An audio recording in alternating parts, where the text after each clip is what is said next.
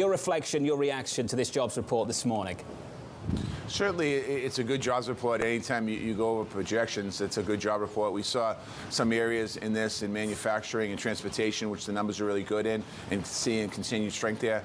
Retail numbers are very good as well, and I think what's exciting about that is the fact that, when we think about retail, we often think about online shopping, and we're actually starting to see the in-store shopping stronger than it has been in quite some time. We're excited about that. I think these numbers that we come on here and talk about 400,000, 500,000 jobs, eventually we'll kind of revert back to a normal process here. I have not seen that since I've been Labor Secretary because we're recovering from a pandemic. But overall, 95% of the jobs that were pre-pandemic have recovered, and we're seeing wage growth. And the one area where wage growth is really good is in the hospitality industry that is outpacing inflation. But we all know, you open the show here right now with the stock market, the volatility in the stock market. Obviously, we have pressures on inflation. So there's still much work to be done here. But overall, this report was good. Secretary Walsh, what does the 2 available jobs for every unemployed worker in America tell you right now about the strength of this labour market?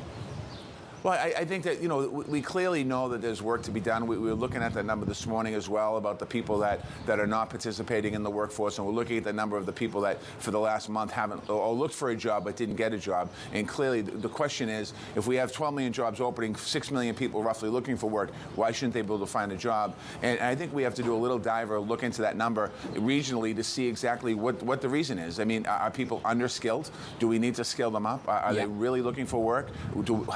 How do we encourage them to get to work? So there's some work here now to do. And I think that, when I look at the economy and I look at workforce development, I don't look at it globally. These numbers are all great, but you dive into the numbers and it tells you a different story sometimes. Secretary Walsh, I want to do some work with you as well on what's about to happen on the West Coast. As you know, we've got these labour negotiations going on with the allied port workers, with the unions. Can you walk me through, just give me an idea of the terms of negotiating? I know you might be a part of that story.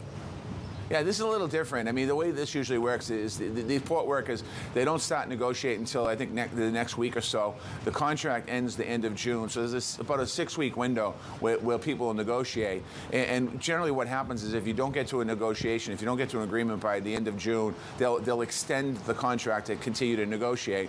The last time there was a strike in the ports was, I believe, in the 1972, 1973 area.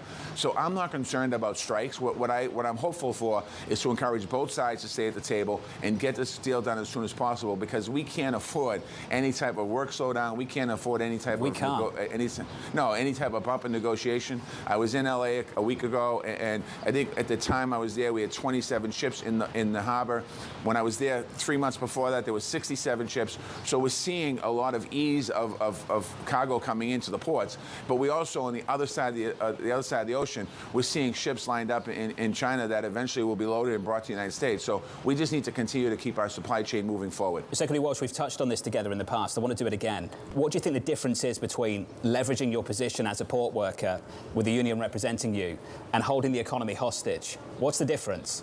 Well, I think it's important. My role as Secretary of Labor is important because I've literally negotiated on both sides of the table. I've negotiated on the labor side and I've negotiated on the management side when I was mayor of the city of Boston. And I think that it's not, I don't need to get involved, and we don't need to get involved in this negotiation unless we have to. And I think that anytime there's a negotiation going on in this country, it's always better to try and do it without a mediator or without somebody intervening, because it shows that both sides are committed to getting it done. I feel in this particular case on the ports of the West Coast, both sides are very committed to getting a contract done. Secretary Walsh, I just wanted a final question about the release of the data and the process.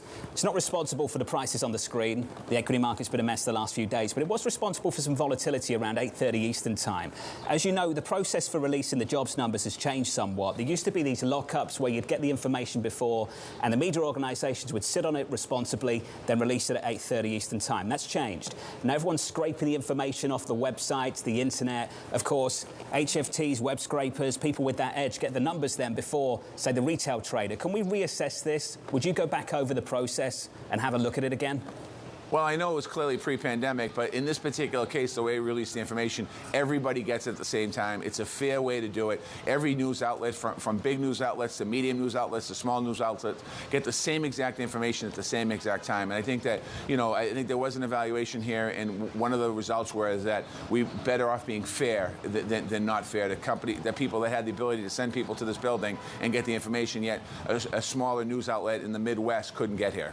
But they all release it at the same time, sir, at 8:30 Eastern Time. That's the whole point. The problem is that when you release it on the website, not everyone gets it from the website because they don't get it as quickly as other people. Do you understand that? That other organisations, you can have a wider spread of organisations that can push out the information simultaneously without racing to the website.